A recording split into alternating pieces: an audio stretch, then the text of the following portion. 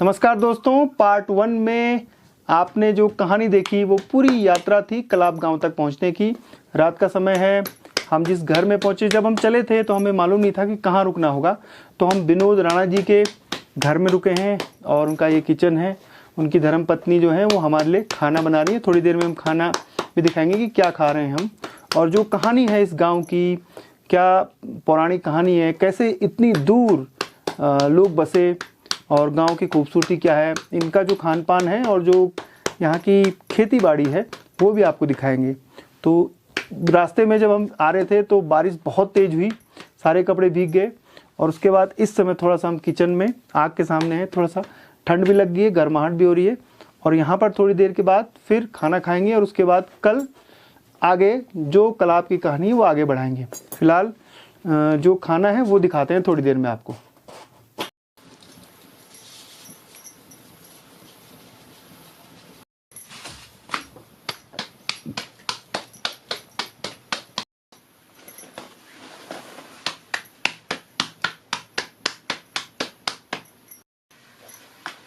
अगर और शादी भी कर लेता था जो ऐसे हमारा रहता था।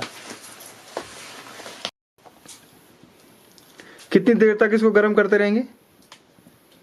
आधा घंटा। आधा घंटा। कितना निकलेगा? 2 किलो, 1 किलो? 1 किलो। ठीक है, बस बस बस बस। एक में कमी डालना बस, बहुत है। मैं ले लूंगा फिर बाद।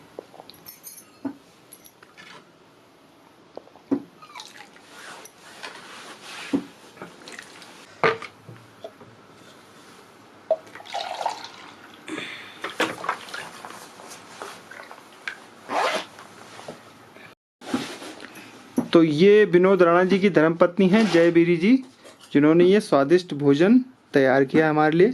बता देते हैं आपको, राजमा यहाँ का सबसे मेन क्रॉप है, तो दाल उसकी अक्सर बनती है। और ये जो साग है किसका है? क्या हम बोल अपने पास में। हाँ हाँ है, गागुली। गागुली का ये हरा साग है। उसमें देखिए घी कितनी डाली हुई है ऊपर से। ये हलवा है और ये है मट्ठा और ये पहाड़ी ककड़ी।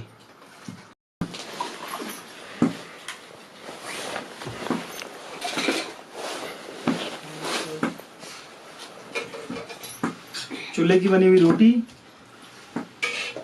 गगोली बोला था ना आपने? हाँ। गगोली का साग, अरबी के पत्तों का ना? हाँ। पहली बार खाया मैंने अरबी के पत्तों का साग, पहली बार खा रहा हूँ। बहुत टेस्टी है, बहुत अच्छा खाना है। बहुत बहुत धन्यवाद आपका। हाँ हाँ,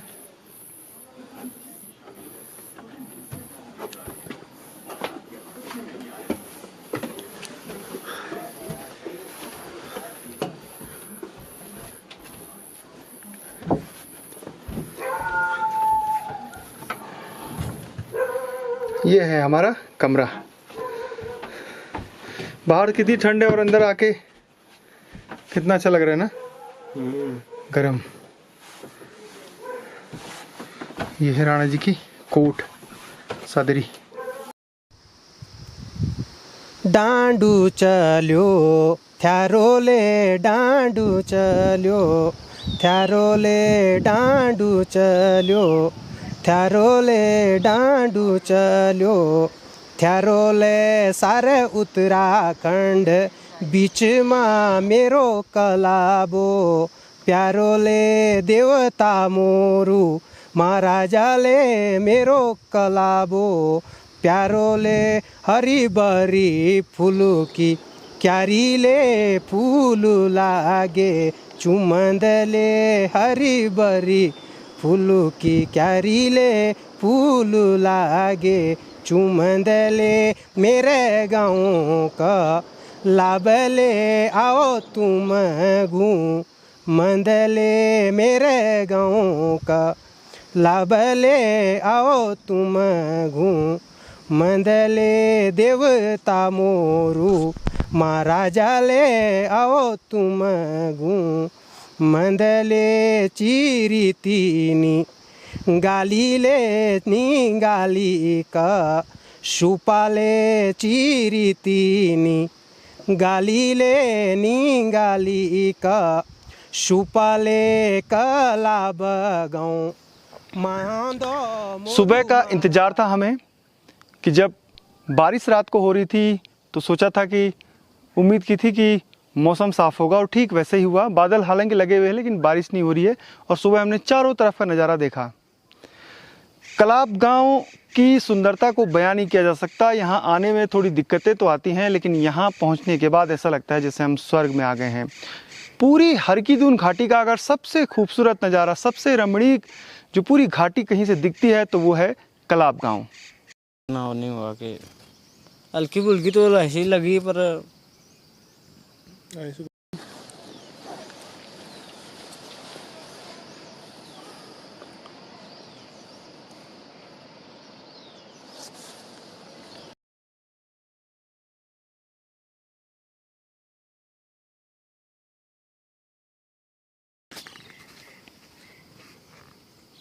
ये गांव में कभी आग भी लगी थी मकानों में? ना अभी तो खैर लगे नहीं।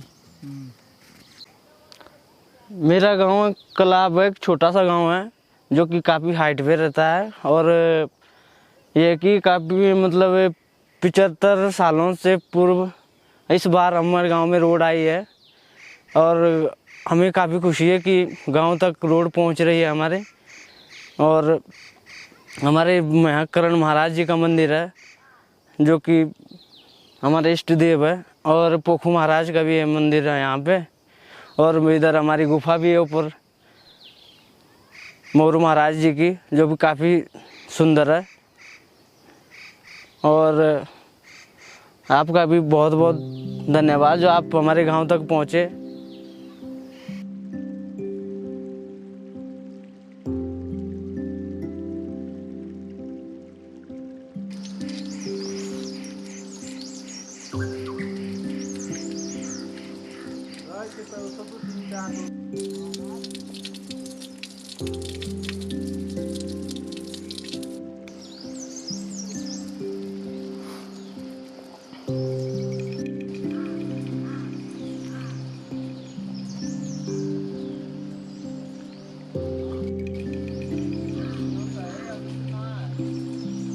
है ना, होता कब है?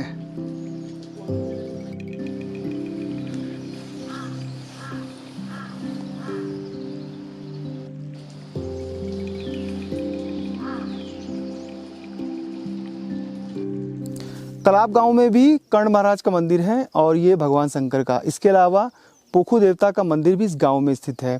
हर साल जनवरी के महीने में इस गांव में कर्ण महाराज की जो मेला है, जो पूजा अर्चना है वो की जाती है। इसके अलावा देवरा गांव में भी प्रसिद्ध है कर्ण महाराज का मंदिर। और जब पिछले साल हम 15 तारीख को वहाँ पर मेला था, वो पूरा देवरा गांव हमने शूट किया था।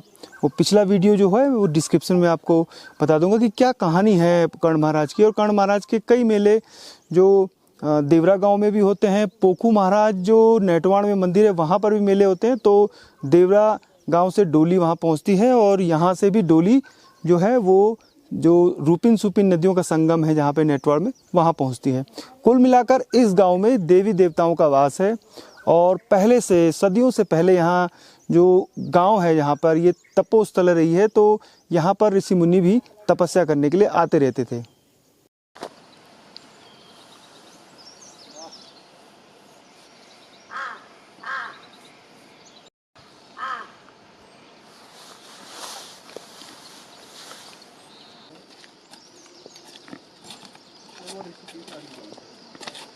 ये तो बहुत कम घास ला रहे हैं आप। आ गया और क्या, इस तरीके के गुत्तू बोलते हैं इसको। तो ये कपड़े धोने के काम आता है।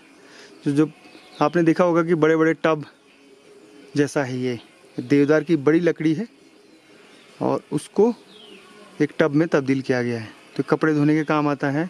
खास तौर पे जो ऊन के कपड़े तैयार होते हैं वो इसी में धो के तैयार की जाती है। लांदी काजिलो लांदी ओटोंदी लाली रे, ओटोंदी लाली मिनुए ध्यानी ओटोंदी लाली रे, हाकीते लांदी काजिलो लांदी ओटोंदी लाली रे ओटोंदी लाली मिनुए ध्यानी ओटोंदी लाली रे सजिते दोजी मिनुए ध्यानी कोई के चाली रे कोई के चाली मिनुए ध्यानी कोई के चाली ते बालते उड़े रेशमिए लालो गुलाबी डालो रे गुलाबी डालो मिनुए लाल गुलाबी डालो रे येली तीरे चिया किए जिए लगोंदी जालो रे लगोंदी जालो मिनुए जिए लगोंदी जालो रे। कैसे हैं आप? हाँ हाँ डंडा ढूंढता हो जाए। ये हम लकड़ी के मकान ही बनते हैं हमारे यहाँ, जो कि हमने अपने दादा पापा से सीखा है। इनको हम लकड़ी और उसके पत्थरों का बनाते हैं और इनके जॉइंट करने के लिए लकड़ी के जॉइंट दे रखे हमने इसके अंदर, और ये पत्थरों को जॉइंट करने के लिए गोबर और मिट्टी लगा रखी है। इस मकान को बनने में लग जाते हैं 6 महीने 6-7 महीने लगे, 1 साल लग जाता है इनको बनाने में। खर्चा काफ़ी आ जाता है, 4-5 लाख 7-8 लाख, मतलब जैसे बनाएंगे जिस हिसाब से बनाएंगे, कम रूम के हिसाब से जितने रूम बनाएंगे आप उस हिसाब से खर्चा आ जाता है इनका। कितना जो लकड़ी कौन किससे यूज होती है? लकड़ी होती है देवदार और उसकी कैल की लकड़ी हम यूज़ करते हैं इसमें, बाकी और लकड़ तो नहीं लगाते खैर हम। आगे उधर वाला सबसे लास्ट हो जाएंगे तो 2-3 बोले नहीं दे तुझे कहा था ये रे सीमा है कहा चाहिए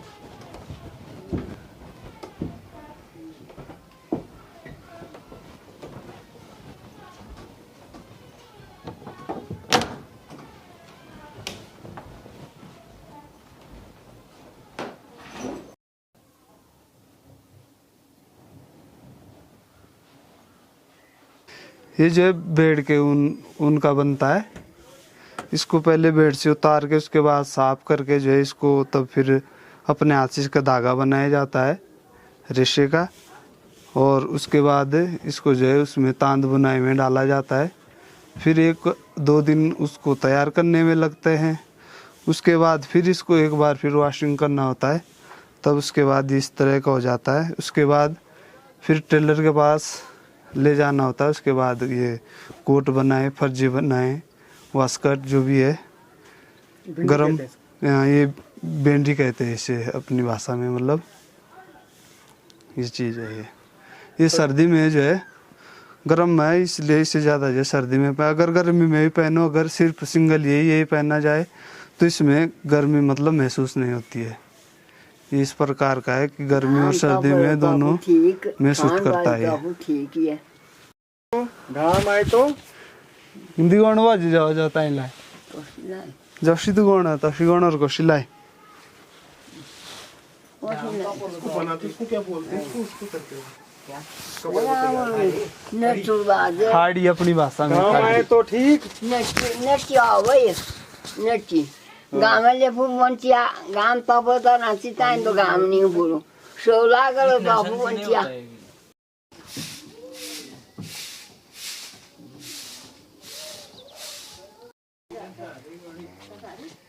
ये अभी आ गया।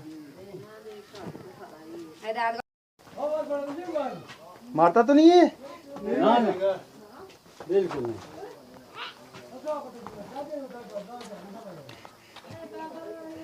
बकरे गए, भेड़ बकरे ऊपर छानी में, वो ऊपर बुग्यालों में।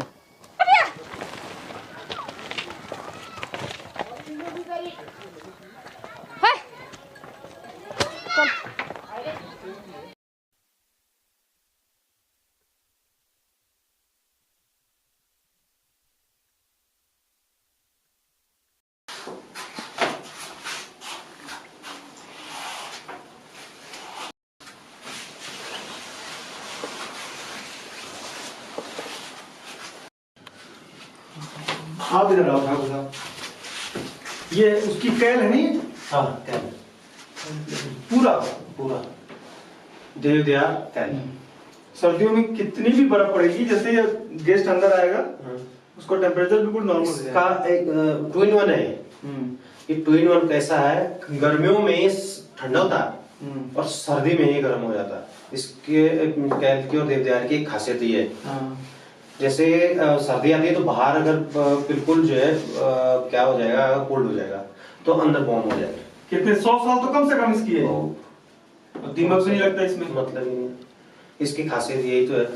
इस गांव में सबसे जो मुख्य जो आय मतलब टूरिज्म के लिए जो मामला है, जैसे लोग आते हैं सांकरी, केदार कांटा और ओशला पुआनी, उसका एक मैंने डाला हुआ था ऋषिकेश में, एक मेरे दोस्त रहते हैं यहाँ। कलाप टूरिस्ट आने का एक नंबर 1 महत्वपूर्ण जगह किस लिए है, लोग इसमें अभी लोगों को इतना प्रॉपर तरीके से पता नहीं चला है, तो हमने इसको वेबसाइट में भी डालने का कोशिश किया।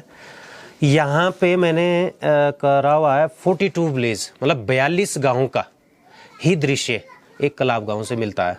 आप सांकरी चले जाओ, ओशला चले जाओ, पुआनी चले जाओ, जहाँ मर्जी चले जाओ, वहाँ का दृश्य उसी एरिया में होगा। केदार कांटे जाओ आप, केदार कांटे से कलाप ही दिखेगा, पीछे उधर प्रोला उरला दिखेगा। और कलाप से ही, कलाप के एक हमारा करबा है, करबा में अगर हम जाते हैं तो हमारा आता है, एक आता है बड़ा सुपट्टी, एक आती है अडूर पट्टी, एक आती है पंचगाई पट्टी। 3 पट्टियों का दृश्य दिखता है हमारे करबा टॉप से।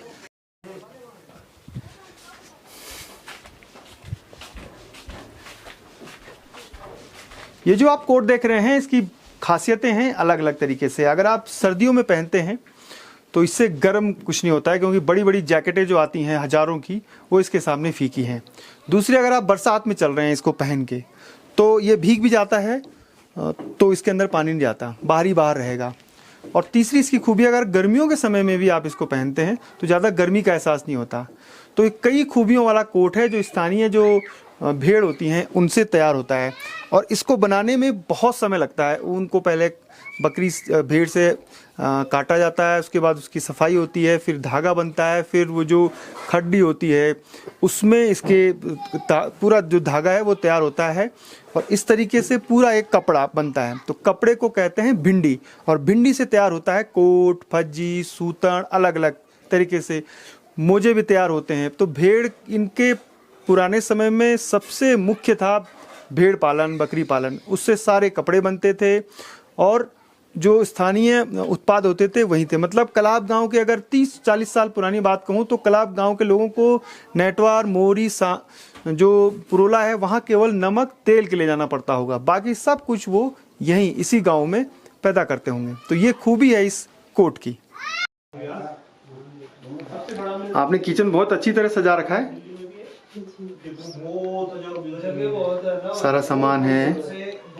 ये चूल्हा गैस का, क्योंकि इन मकानों में लकड़ी से खाना बनाना थोड़ा सा जोखिम भरा होता है, कई बार आग लगने की घटनाएं हो जाती हैं, और उसके लिए अलग किचन बनाया जाता है जो मुख्य मकान से दूर है। तो ये कितने सलीके से रखे गए हैं, ये देखिए। अरे बर्तन का पूरा रेक इधर है, और सारा जो अनाज है, दालें हैं, मसाले हैं, वो इधर है। और ये हैं इस किचन की मालकिन। आपका क्या नाम है? गोविंद्री। गोविंद्री। वैसे आप कहाँ के रहने वाली हैं? यहीं के। आपका मायका भी यहीं है? जी। आपकी शादी यहीं हुई है? जी।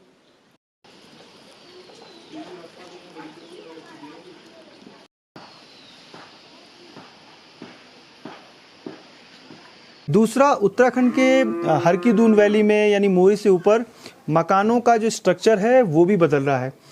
मकान पहले पटाल के बनाए जाते थे, यानी छत उनकी पटाल की होती थी, लेकिन तेज़ी से, क्योंकि ये जो पूरा इलाका है ये बॉर्डर इलाका हिमाचल से टच होता है, तो हिमाचल की शैली यहाँ पनप रही है।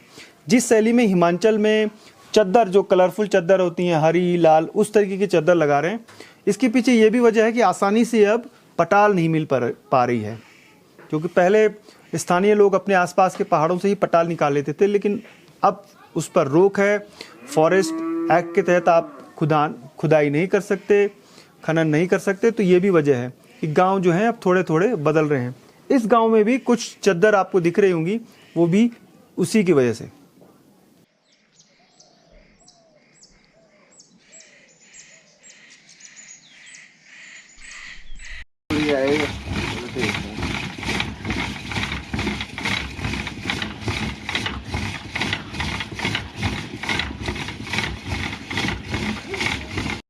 अभी लगाने अब 10 मिनट तैयार हो रहा, अभी थोड़ा रहा। घी कितने रुपए किलो बेचते हैं आप? 700 रुपये फिक्स रेट है।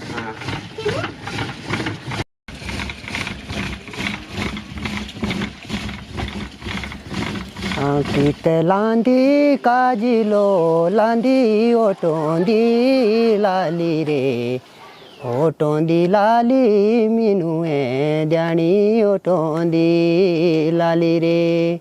हाँ किते लांदी काजिलो लांदी ओटोंदी लाली रे, ओटोंदी लाली मिनुए ध्यानी ओटोंदी लाली रे। सजित दोजी मिनुए ध्यानी कोई के चाली रे, कोई के चाली मिनुए ध्यानी कोई के